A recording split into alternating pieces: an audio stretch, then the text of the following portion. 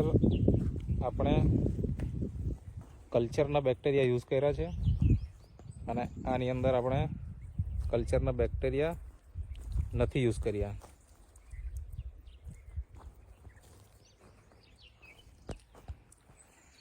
આ બે ભાગ છે. આ જે તમે જોઈ શકો છો ડાબી સાઈડ જમણી સાઈડ જ્યાં યુઝ કર્યા છે અને ડાબી સાઈડમાં નથી કર્યા કલ્ચરના બેક્ટેરિયા. નમસ્કાર ખેડૂત મિત્રો, આજે આપણે એક એવા યુવાન મિત્રને મળવા માટે આવ્યા છે કે જે લોકો વર્ષોથી જે બાપ દાદા ખેતી કરતા હતા એમની જ ખેતી આજે એ લોકો સંભાળી રહ્યા છે અને એ લોકો અત્યારે હાલમાં એમનું ભણતર પણ ચાલુ છે અને એ પણ ખાસ કરીને એગ્રીકલ્ચરની અંદર જ એમની સ્ટડી ચાલે છે. તો એમણે ખેતરની અંદર કંઈક નવીન પ્રયોગ કર્યો છે. તો એ શું કર્યો છે એ આપણે એમના પરિચય સાથે જાણીશું. તો સૌપ્રથમ તમારો પરિચય આપજો. શું નામ છે? નમસ્કાર, મારું નામ હર્ષ ચૌહાણ છે. વાંદરવેલા ગામથી બિલીવ કરું છું. અને તાલુકો કયો? વાંસદા, જિલ્લો નવસારી. ઓકે. તો આ તમારે ત્યાં ખેતીનો વ્યવસાય જોડે મતલબ બાપ દાદાથી જ ખેતી તો હોય? બાય બ્લડ છે. બાય બ્લડ છે. તમે હાલમાં ખેતીમાં ઇન્ટરેસ્ટ કેટલા સમયથી ધરાવો છો? મારો મેં નાનેથી જ પપ્પા સાથે કરું છું ખેતી. ઓકે. પણ એકચ્યુઅલી એમ પ્રોફેશનલ ઇન્ટરેસ્ટ કહે તો એ આપણો 10th પછીથી આવ્યો મારો, એટલે લગભગ 3 વર્ષ જેવા થવાના. ઓકે. તો હાલમાં તમે શું કરો છો? મતલબ ખેતીની સાથે ભણવાનું પણ ચાલુ છે? બીએસસી એગ્રીકલ્ચર કરું છું. બીએસસી એગ્રીકલ્ચર કરો છો. કેટલા વર્ષ કમ્પ્લીટ થયા? એ ફર્સ્ટ યર છે. ફર્સ્ટ યર છે. હજુ કેટલા વર્ષ થશે કમ્પ્લીટ? 3 વર્ષ. ટોટલ 3 વર્ષ કે બીજા 3 વર્ષ? બીજા 3 વર્ષ. એટલે ટોટલ 4 વર્ષની સ્ટડી છે. 4 વર્ષનો કોર્સ છે. ઓકે. હવે ભણો છો અને સાથે સાથે તમે ખેતી પણ સંભાળો છો, બરાબર? તો મને એ જણાવો કે હાલમાં અત્યારે તમે સ્ટડી કરો છો એટલે તમને નોલેજ તો ખરું જ કે મોટા ભાગે આજે રાસાયણિક ખાતરોનો ઉપયોગ કરીને જમીન આજે નિર્જીવ થઈ ગઈ છે, બરાબર ને? જે ફળદ્રુપતા પહેલા હતી એવી અત્યારે નથી જોવા મળતી, બરાબર? તો હાલમાં તમારું શું કહેવું છે આની અંદર? જો કુદરતી ખેતી તરફ ન વળીએ તો શું હાલત થઈ શકે? એનો સીધો પ્રભાવ આપણી હેલ્થ પર થઈ શકે છે અને જેનું પરિણામ એક આપણે ઉદાહરણ લઈ શકીએ તો એ છે કે પહેલા એ કેન્સર ટ્રેન એ પંજાબમાં ચાલતી હતી. હવે નજીકના ભવિષ્યમાં ગુજરાતમાં ચાલે એવી સંભાવના છે. ઓકે. એટલે આ એક બહુ મોટો આપણને પેલો સંદેશો જેવો મળ્યો કહેવાય કે રાસાયણ છે જે આપણા જ નહીં પશુઓથી માંડીને દરેક સજીવમાં આવી ગયું છે અને તેનું મુખ્ય કારણ રાસાયણિક ખેતી જ છે. એમાં પણ વધુ પડતો રાસાયણિક ખાતરનો ઉપયોગ એ ખૂબ જ હાનિકારક છે. અચ્છા. તો આ તો આપણને ખ્યાલ છે કે ભાઈ ધીમે ધીમે આપણે બધા જ લોકોએ ઓર્ગેનિક ખેતી કે કુદરતી ખેતી તરફ આપણે વળવું પડશે. ચોક્કસ. બરાબર ને? તો હાલમાં તમે જે ઉભા છો અહીંયા એક બેડ દેખાય છે, બરાબર? અને અહીંયા પણ બીજી તરફ પણ અહીંયા બેડ બનાવેલા જ છે ઓલરેડી, બરાબર? તો થોડીક અમને એ માહિતી આપો કે આ શેના બેડ છે? એકચ્યુઅલી અમે પહેલા છાણિયું ખાતર બધા બાપ દાદા ટાઈપથી કરતા તે સમયથી અમે ડાયરેક્ટ જ ખેતરમાં સ્પ્રેડ. મતલબ પહેલા આપણે છાણિયું ખાતરનો ઉપયોગ કરતા, પછી ધીમે ધીમે રાસાયણિક ખાતર તરફ આવી ગયા અને એનાથી આપણે દુષ્પરિણામ આજે ભોગવી રહ્યા છે. જમીનને પણ ખરાબ કરી દીધી અને માણસની હેલ્થ પણ ખરાબ થઈ ગઈ, બરાબર છે? તો અત્યારે હાલમાં તમે આ પ્રયોગ શું કરી રહ્યા છો? આ એકચ્યુઅલી મારી સ્ટડીના લીધે મને જાણવા મળ્યું કે આપણે જે છાણિયું ખાતર ડાયરેક્ટ આપીએ છીએ એના કારણે ઘણી બધી પ્રોબ્લેમ્સ ઊભી થાય છે અને મેં મારા પ્રેક્ટિકલ નોલેજના આધારે પણ ઘણી જગ્યાએ જોયું છે અને અનુભવ કર્યો છે કે આપણે જે છાણિયું ખાતર ડાયરેક્ટ થડમાં આપીએ છીએ કે ખેતરમાં આપીએ છીએ એ ઘણી બધી ઈયળો તથા જીવાતને આવકારો આપે છે અને ડાયરેક્ટ જે થડમાં કલમ ને એવા બધા જે હોર્ટિકલ્ચર ક્રોપ હોય છે, વાડી હોય છે, એમાં ડાયરેક્ટ થડમાં આપીએ એના કારણે આખું એ નીચેથી ઉદોના લાગે છે અને આખું ઝાડ મરી જાય છે. પછી એની પર થોડી રિસર્ચ કરી એટલે ત્યાંથી જાણવા મળ્યું કે આપણે બેક્ટેરિયા દ્વારા કમ્પોસ્ટ કરી શકીએ છીએ દરેક જૈવિક કચરાને. તો અમે એ માટે એક પ્રયોગ કર્યો છે આ વખતે. આ તરફ તમે જે આખું બેડ જોઈ રહ્યા છો છેલ્લે સુધી, એમાં અમે આ નેટસર્ફના કલ્ચર વાળા બેક્ટેરિયા છે આનો યુઝ કર્યો. આનો યુઝ કર્યો છે. ઓકે. અને આ જે અહીંયા બાજુમાં બેડ છે આ બીજો બેડ છે નેચરલી કમ્પોસ્ટ થવા દીધું છે. અચ્છા. એટલે એકચ્યુઅલી પહેલાના ટાઈમે વાતાવરણ સારું હતું તો આ પ્રોસેસ નેચરલી થતી હતી, પણ હવે એન્વાયરમેન્ટમાં જેટલું બધું પ્રદૂષણ છે કે બેક્ટેરિયા રહ્યા જ નથી એટલે આપણે એને બહારથી આપવા પડીએ છે. મતલબ મારે એ જાણવું છે કે પહેલા ખેડૂતો શું કરતા તો કે ઘરે પશુપાલન હોય, બરાબર?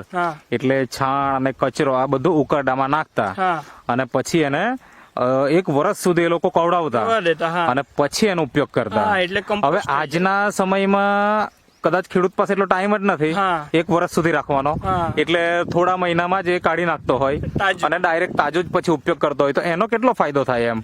એનો ફાયદો ઓછો અને નુકસાન વધારે એવું છે, અચ્છા. કેમ કે એ તાજું ખાતર હોય એમાં ઓલરેડી પહેલાથી ઘણી જીવાતો હોય હા. છે અને એ નાખવાથી એની સ્મેલ આવે છે અને તેના કારણે ઘણી બધી જીવાતો આવે છે. ખરી વાત છે. ને? તો મતલબ કે જે ડીકમ્પોઝ થવું જોઈએ એ થતું નથી નથી થતું. અને એના કારણે ઘણી બધી સમસ્યાઓનો ખેડૂતોને સામનો કરવો પડે છે. હા તો એની સામે તમે આજે 2 બેડ બનાવ્યા છે, એક તો કુદરતી રીતે હા જે ડીકમ્પોઝ થશે હા અને અહીંયા આપણે નેટસફ કંપનીના જે કલ્ચર નામના બેક્ટેરિયા છે એનો તમે યુઝ કરો છો. હા તો આ તમે 2 બેડ શા માટે રાખ્યા? મતલબ પ્રયોગ કરવા હતા એટલા માટે કે પછી કેવું એમ? એકચ્યુઅલી આ આપણે જે ફિલ્ડમાં ઉભા રહેલા છે એ જ જગ્યા પર યુઝ કરવાનું છે. આ અચ્છા. એક ખેતર તમે આ તરફ જોઈ રહ્યા છો. ઓકે. એ ખેતરમાં અમે નેચરલ પ્રોસેસ થી ડીકમ્પોઝ થાય છે એ યુઝ કરવાના છીએ. અચ્છા. અને આ જે આપણે ખેતર હાલ ઉભા રહેલા છે એ ખેતરમાં અમે આ કલ્ચર થી જે બનાવ્યું છે ખાતર એ યુઝ કરવાના છે. એટલે ડિફરન્સ તમને ખબર પડશે. હા અને એકચ્યુઅલી ડિફરન્સ અત્યારે જ દેખાય છે. અચ્છા. આ બેડ ને આ બેડ નું તમે જોવ તો રંગમાં પણ તમને થોડોક ફરક દેખાશે. અચ્છા. બ્લેક કલર એટલે અમારી સ્ટડી પ્રમાણે જાણવા મળે કે બ્લેક કલર ડીકમ્પોઝ જેટલું વધારે થાય એટલો કલર બ્લેક આવે છે. ઓકે. તો તમે આપણે અહીંયા 1 મિનિટ જોઈ શકીએ. હા હા આ ડીકમ્પોઝ થઈ રહ્યું છે હા એટલે એનો કલર તમને બ્લેક દેખાશે. હા. અને આ અત્યારે હાલમાં નેચરલી આપણે કમ્પોઝ કરી રહ્યા છે, બરાબર ને? હા. તો આનો થોડોક લાઇટ છે, હા બરાબર ને? તો એ સ્ટડી મુજબ શું કહેવા માંગો તમે એના ઉપર?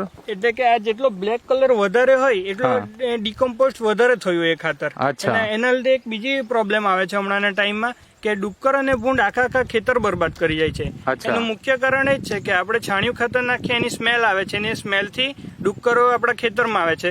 આ રીતે આપણે જે કમ્પોસ્ટ કર્યું છે હા. એનો આપણે આમ ચૂરીએ છીએ હા. અને પછી આપણે હાથમાં કે ખાતરમાં સ્મેલ લઈએ છીએ તો પણ સ્મેલ નથી આવતી, એટલે એની ઓકે. ટોટલી સ્મેલ ડીકમ્પોઝ થઈ જાય મતલબ છે. કે જે ડુક્કરનો પ્રશ્ન આજે ખેડૂતોને સતાવે છે હા, હા. અને એ મોટા ભાગે છાણિયું ખાતર નાખે એટલે એની સ્મેલના કારણે આવી જ જતા આવી જ હોય, જાય. બરાબર ને? હા. તો આનાથી એક બીજો પણ ફાયદો થઈ શકે કે એની સ્મેલ નથી આવતી, હા. કે ડીકમ્પોઝ પૂરેપૂરું થઈ જવાના કારણે સ્મેલ જતી રહી છે. હા. એટલે અહીંયા ડુક્કરનો ઉપદ્રવ પણ આપણે કંટ્રોલ કરી શકીએ, હા. બરાબર ને? હા. તો મને એ જણાવો કે આ જે બેક્ટેરિયા છે જેનો યુઝ કેવી રીતના કર્યો? સૌથી પહેલા તો એ જણાવો કે અહીંયા કેટલું છાણિયું ખાતર છે અને કેટલો આ મતલબ ટનનો બેડ છે? આપણે કલ્ચર થી જે આ બેક્ટેરિયા બનાવ્યા છે હા. એમાં લાસ્ટ સુધીમાં એક બેડ છે તેમાં 5 ટન આપણું ખાતરનો બેડ બનાવ્યો છે. અચ્છા. અને આજે આપણે નેચરલી ડીકમ્પોઝ કર્યા છે હા. એમાં આપણે 2 ટન લીધું છે. ઓકે. ને આમાં આપણે કલ્ચર છે 10 દિવસે યુઝ કર્યું છે, એટલે એનો એક આખો પ્લાન બનાવેલો હતો. હા. એ હિસાબે આ તમે જોઈ શકો છો ડ્રીપ વાળી નળી આપણે ભેજ માટે નાખેલી છે. અચ્છા. અને અહીંયા એક માંડવો પણ બનાવેલો હતો, હા. પણ એ કાઢી નાખ્યો છે આ યુઝ કરવા માટે. ઓકે. ને આમાં એવું કર્યું છે કે આપણે 10 દિવસે 1 બોટલ આપી દઈએ છીએ. Okay. Actually એની પર ઇન્ફોર્મેશન પ્રમાણે એવું છે કે આપણે 1 ટન ખાતરને આપણે ડીકમ્પોઝ કરવું હોય તો કલ્ચરની 1 બોટલ આપડી જાય છે. તો મતલબ આ ડ્રીપ દ્વારા આપો છો કે પછી સીધું તમે અહીંયા સ્પ્રે કરી દો? સ્પ્રે કરી દો છો? લીટરના પંપથી ઉપર સ્પ્રે કરી દઈએ છીએ અચ્છા. 10 દિવસે. ઓકે. અને મતલબ ભેજવાળી જગ્યા હોય ત્યારે જ સ્પ્રે કરો છો? ભેજ જરૂરી છે. ભેજ જરૂરી છે. હા. હા. મતલબ કે સૂકી જગ્યામાં સ્પ્રે નથી કરવાનો, હા. ભેજવાળું હોય ત્યારે જ આપણે સ્પ્રે કરી દેવાનો 10 દિવસના હા. અંતરે. તો આ 5 ટનનો આખો બેડ છે, હા. એની અંદર 1 બોટલ યુઝ કરો છો હા 10 દિવસ. 10 દિવસના હા. અંતરે.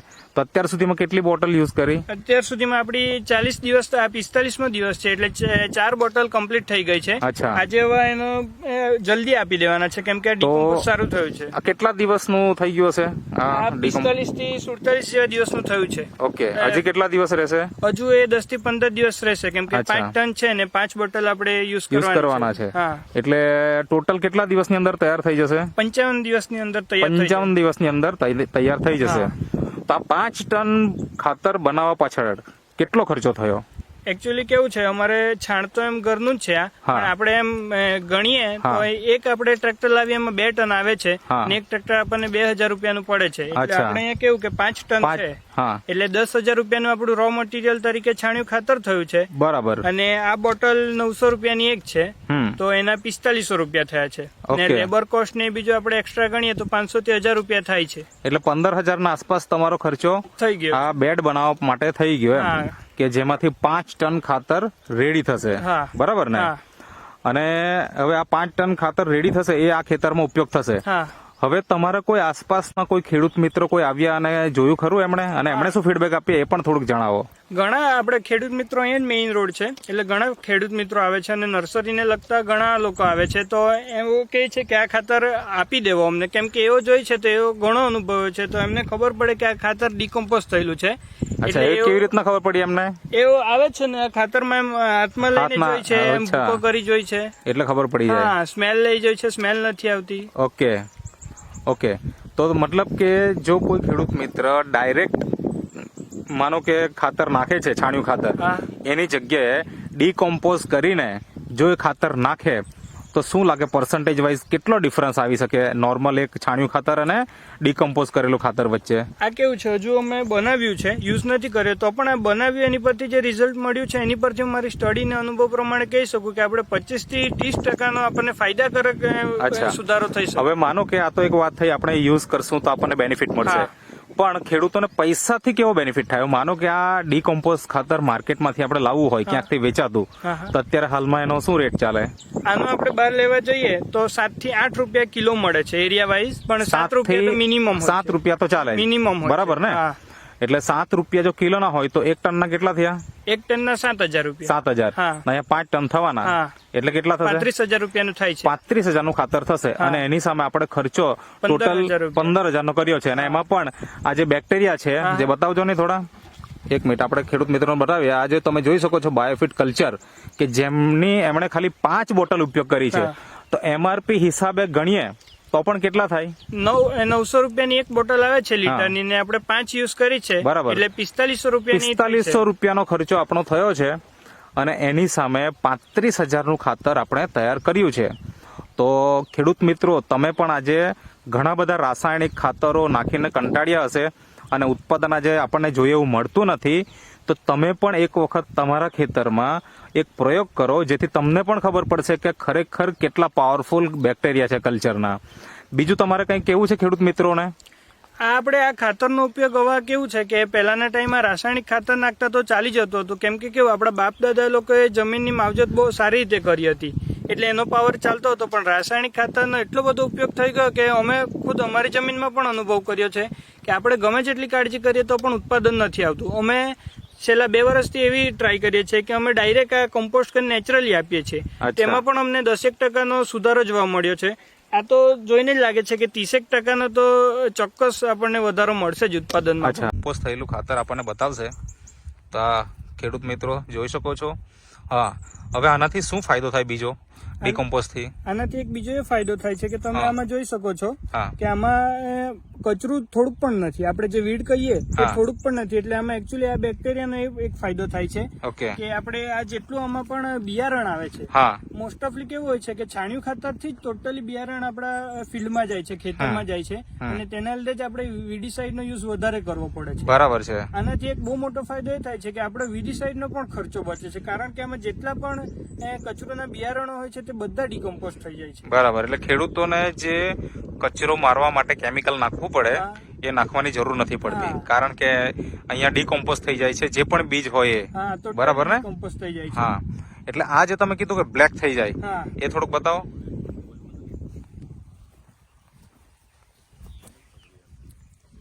કઈ નહીં, ખાલી જો આ તમે જોઈ શકો છો કે આ ટાઈપનું ખાતર અહીંયા આખું બ્લેક થઈ ગયું છે, બ્લેક થયું છે, કમ્પોઝ થયું છે એટલે એના કારણે. યસ આખું ચુરાઈ પણ છે. બરાબર, આ ઓરિજિનલ બ્લેક કલર આવે છે, બ્લેક ગોલ્ડ કહે છે ડીકમ્પોઝ. અચ્છા, આ એકદમ બ્લેક થઈ ગયું છે. ઓકે, અને અહીંયા આપણે જોઈએ થોડું જ્યાં આગળ આપણે કોઈ બેક્ટેરિયાનો યુઝ નથી કર્યો, એકદમ નોર્મલી નેચરલ પ્રોસેસ થી થવા દીધા છે. એમાં તમે જોઈ શકો છો આપણે પેલું જોયું એના થ્રુ થોડુંક ઓછું બ્લેક છે, હા, આ થોડું બ્રાઉન દેખાય છે, આ થોડું બ્રાઉન દેખાય છે. બરાબર છે. તો બે બેડ વચ્ચે બસ આ જ ડિફરન્સ છે. તો તમે ચાહો તો નેચરલી પણ કરી શકો છો અને ચાહો તો પછી તમે નેટસફ કંપનીના બેક્ટેરિયા પણ યુઝ કરી શકો છો. તો તમે જે ઇન્ટરવ્યુ આપ્યો અને આટલી સરસ માહિતી આપી એના બદલ તમારો ખૂબ ખૂબ આભાર. Thank you.